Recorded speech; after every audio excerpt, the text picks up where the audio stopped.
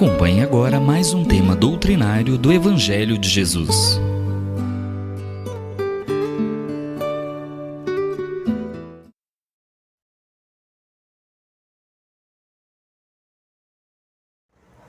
Boa noite a todas e a todos vocês. Quase sempre caracterizamos aqueles que nos ferem por inimigos intoleráveis. Entretanto, Jesus, que tomamos por guia, determina: venhamos a perdoar-lhe 70 vezes 7.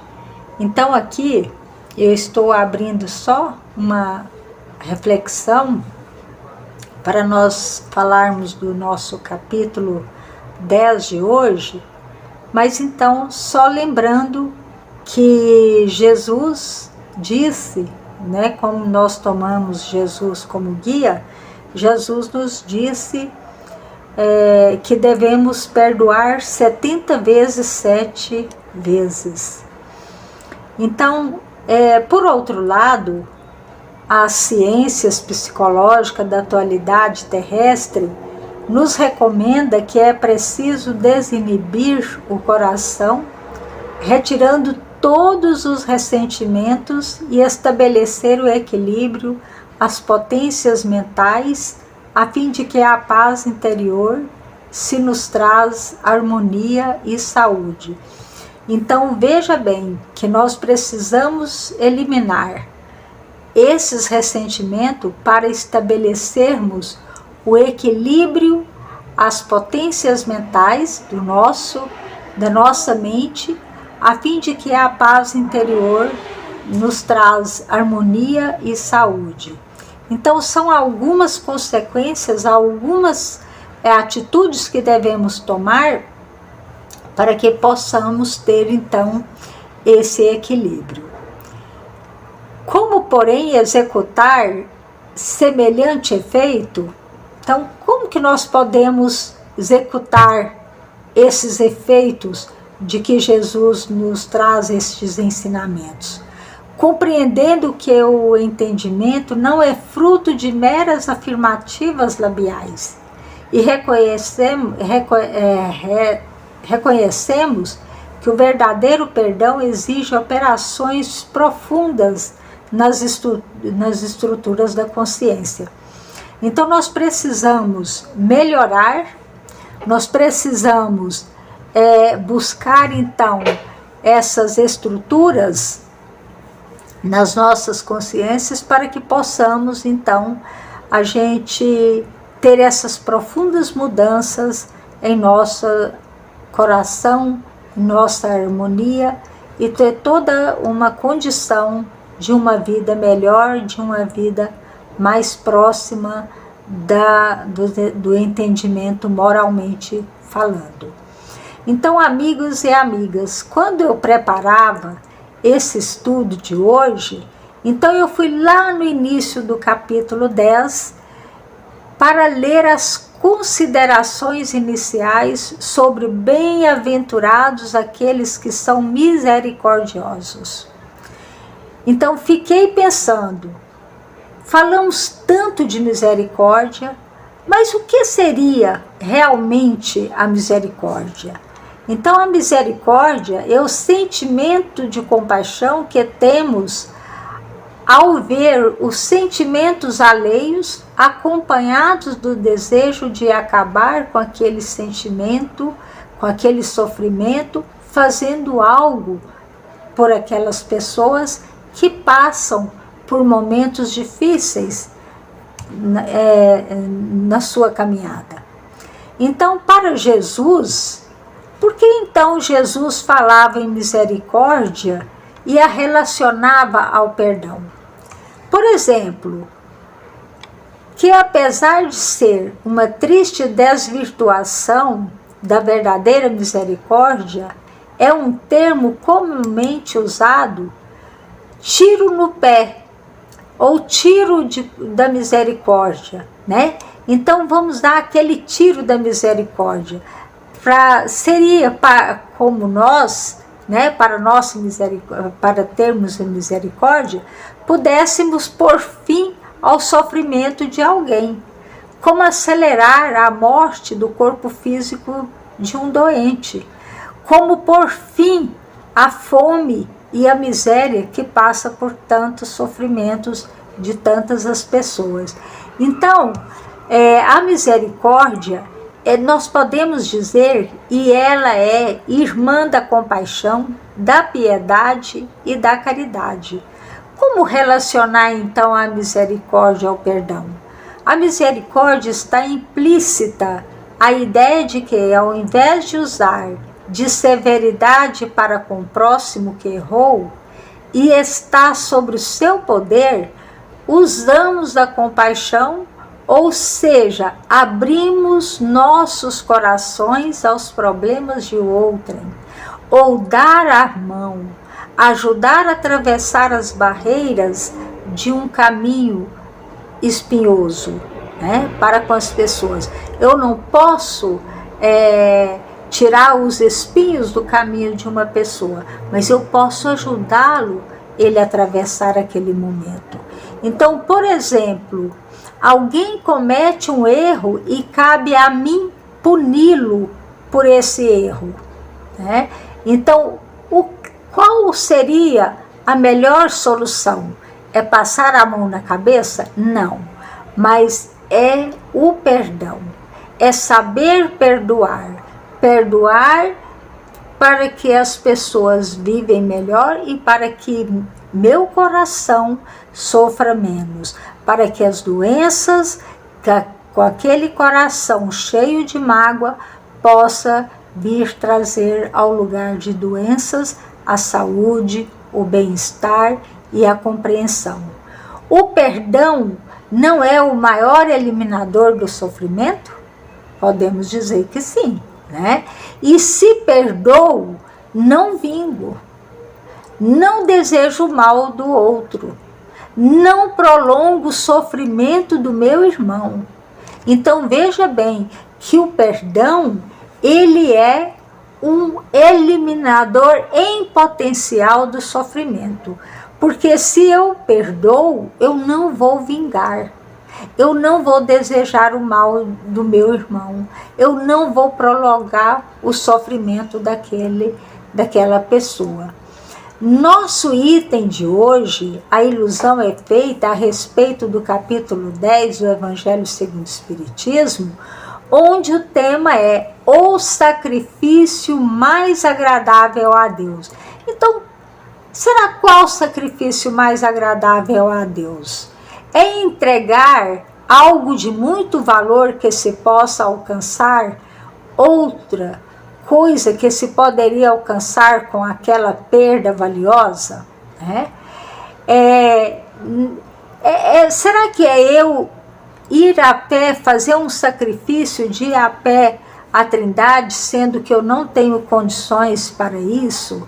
Será que é eu deixar de ficar, me alimentar pela manhã para receber uma ajuda de Deus, para receber o perdão de Deus para os meus erros? Então eu deixo de me alimentar aquele dia ou uma metade do dia, né, fazendo o meu sacrifício para me poder ter a bem-aventurança? Então será que é esse tipo de sacrifício que Jesus veio nos ensinar?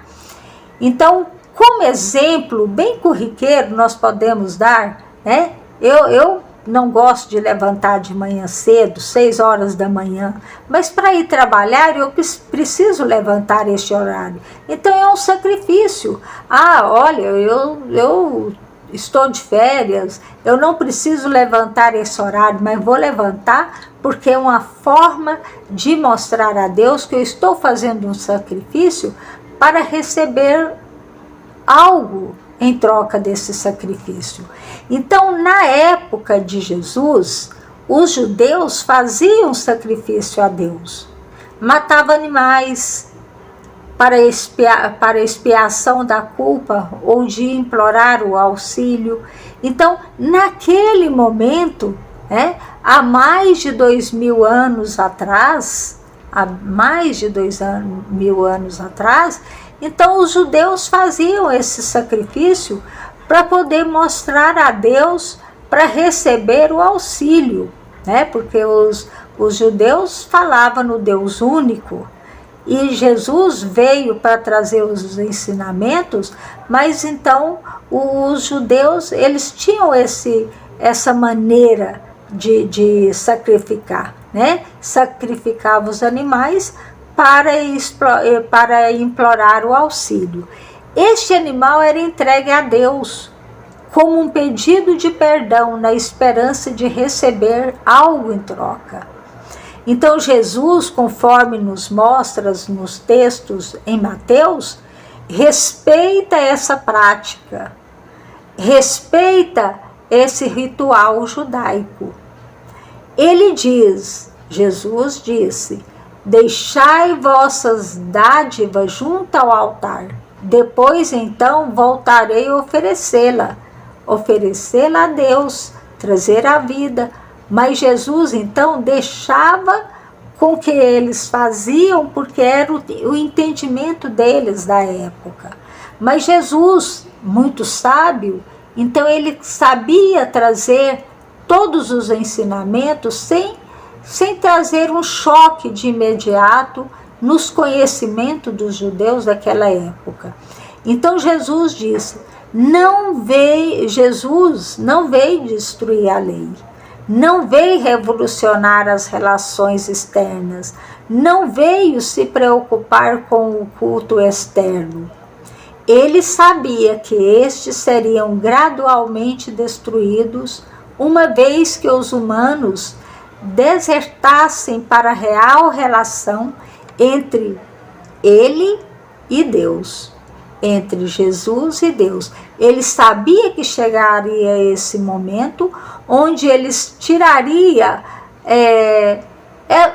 onde eles vissem com maior clareza que não era através desse tipo de sacrifício que eles iam receber o perdão. Então Jesus sabia que se o amor brotasse no solo fértil, o ponto de alcançar a verdade das coisas, aquelas atitudes externas, se diluiriam no tempo.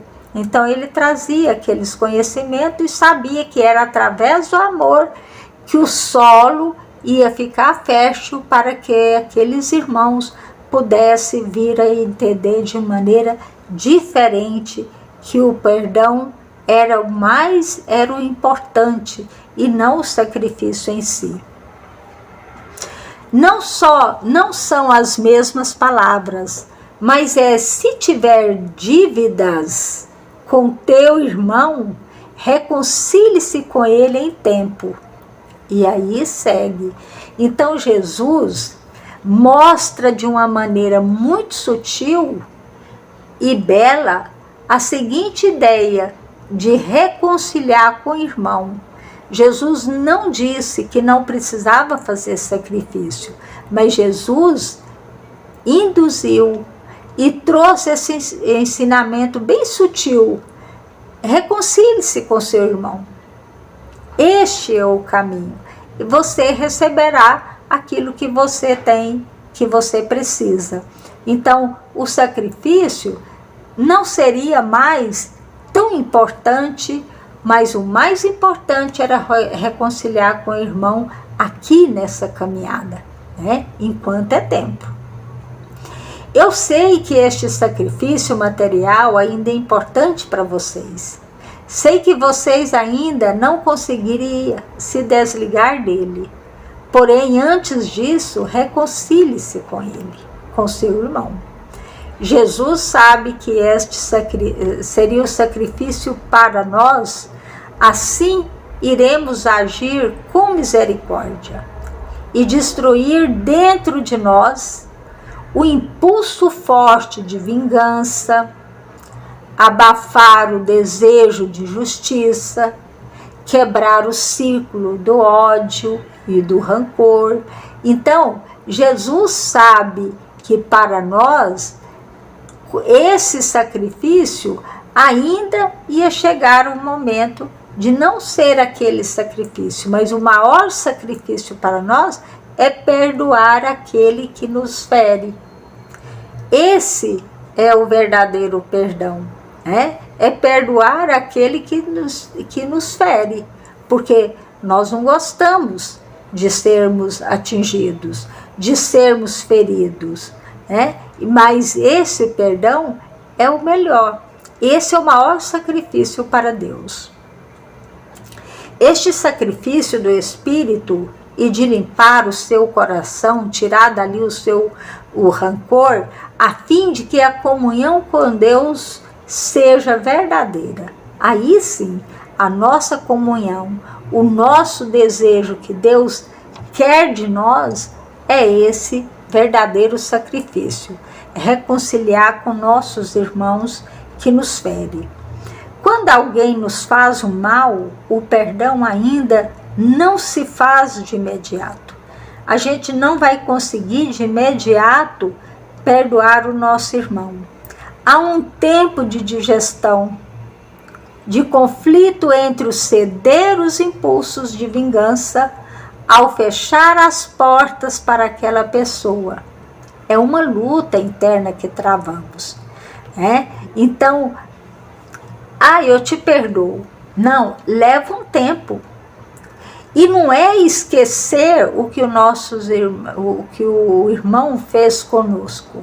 Não é esquecer aquele mal que ele nos trouxe. Mas é a gente saber digerir esse conflito. Ceder os impulsos de vingança, não querer mais a vingança. Não fechar as portas para esse irmão. Que um dia nós precisamos dele, precisamos ajudá-lo. Ele também precisa nos ajudá-los. Mas isso é uma luta que nós travamos dentro de nós mesmos para que nós possamos verdadeiramente perdoar os nossos irmãos. A doutrina espírita facilita o processo do perdão. Primeiro porque ela traz novamente à tona a reencarnação e junto dela a lei de causa e efeito, combinadas exprimindo a verdadeira justiça.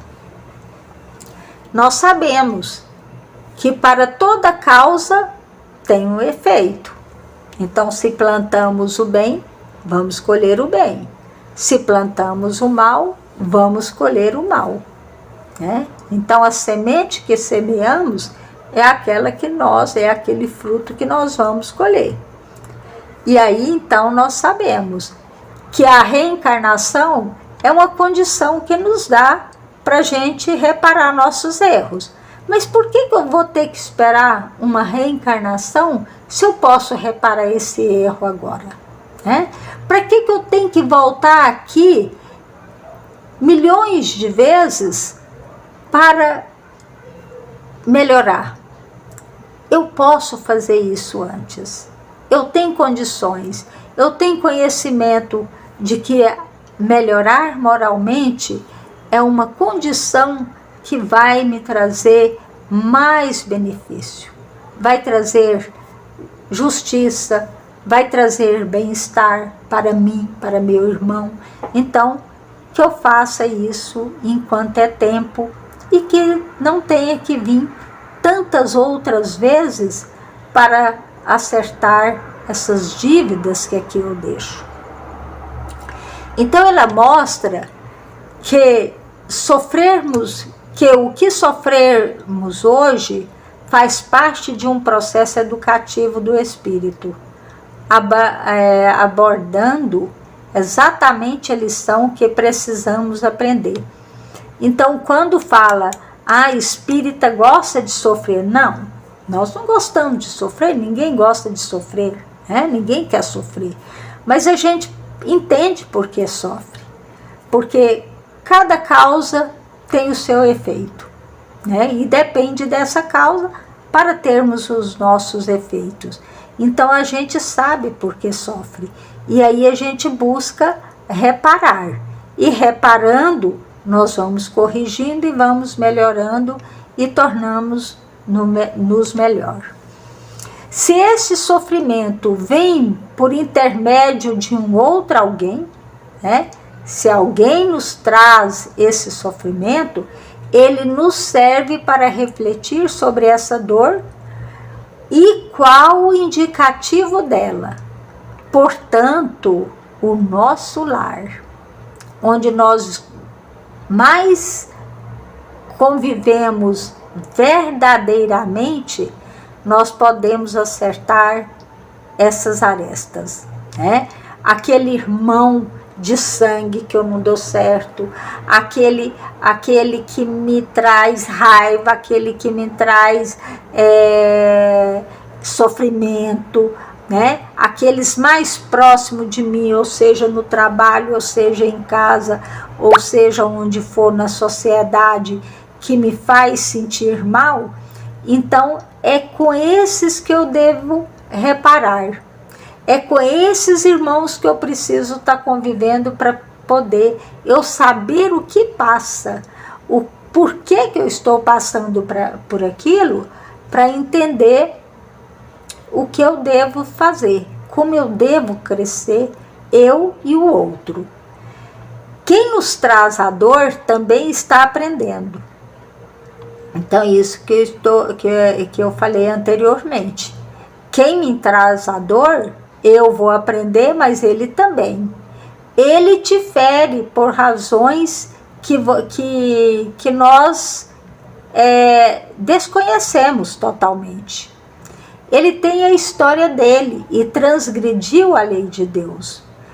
E receberá a chance de corrigir, segundo as avaliações das agravantes e atenuantes. Então, se a gente sabe que eu feri meu irmão e que ele me feriu, então aí vai depender, eu vou ter a chance de corrigir, mas aí eu vou ter meus agravantes e os atenuantes. Como foi essa agressão? Eu tentei corrigir? Eu perdoei ou não, né? De sua jornada, na medida que ele for necessário, sem que seu fardo pese a mais o que ele precisa. Então, muitas pessoas acham que o seu fardo está além das suas necessidades, mas não. Cada fardo cabe ali, pesa de acordo com a sua consciência, daquilo que fez e daquilo que deixou de fazer. O perdão para o espírita vem do entendimento dessas questões, de que todos nós temos nossos espinhos e que ao esbarrarmos pela estrada da convivência, ocasionalmente nos arranhamos uns aos outros. Então, como nós vivemos em sociedade, estamos todos os momentos, então nós podemos nos arranhar um com os outros. Nós temos espinhos em nossos caminhos. Nós devemos tentar amenizar, tentar minimizar esses problemas, tentar tirar aqueles espinhos que nos ferem, arranhando menos ainda, né? Nada passa despercebido a Deus. Então, eu xinguei alguém, eu desejei mal a alguém, então Deus, ninguém está vendo, mas Deus está vendo. E quem saberia dizer os valores de X e Y, A e B, para calcular o resultado da equação e dizer, né? Nós podemos fazer essa equação aqui, mas de nós mesmos, daquilo que nós estamos fazendo e que nem percebemos às vezes, ou que falamos que não tem ninguém vendo, mas Deus sabe. Deus, com a sua sabedoria, Ele sabe que o que nós estamos passando no nosso íntimo, né? Isso é tudo gravado no nosso perispírito. Então, façamos a nossa parte